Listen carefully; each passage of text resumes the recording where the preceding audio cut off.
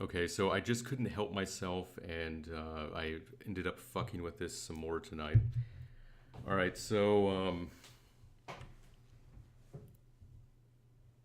it's pretty similar, but the main improvement here is that there's now a reflection of the sunrise in the water, and also uh, I changed like the actual sun so that it doesn't have the ray coming out of it that it used to have. It just I mean really it looked like shit in the original game. The more I looked at it, the more it bothered me.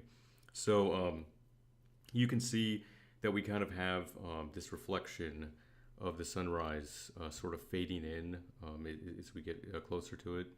And yeah, I think I can maybe finally let this go now. Um, I mean, even though technically this is kind of violating the rules that I established, for the game, like I really didn't want to do a bunch of stuff that looked like it couldn't be done on CPS1 hardware.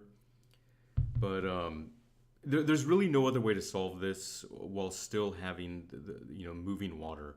Because basically, if I had done a rough gradient, I couldn't have made the water move from right to left because then it would have you still would have had a fucked up transition. So this was really kind of the only way to do all the things I wanted to do. And I think that adding the reflection of the sunrise still kind of puts like a kind of rougher original gradient on there. So I think it still kind of looks okay. I think this is probably fine. And I do think it looks better without the ray coming out of the sun. It just didn't make sense. It didn't make sense. And I even noticed when I was trying to decide what to do with this, I actually looked at every version of Final Fight ever made just to see what different people did with this background, just to see kind of like how they interpreted it. And the interesting thing is, basically, the arcade version is the only version of the game that even had that ray. Like other people that like ported the game or worked on it, they looked at it and couldn't even figure out what the fuck it was. So it just didn't make sense. I don't even know if it was intentional in the original game, to be honest. The original game's assets have so many problems.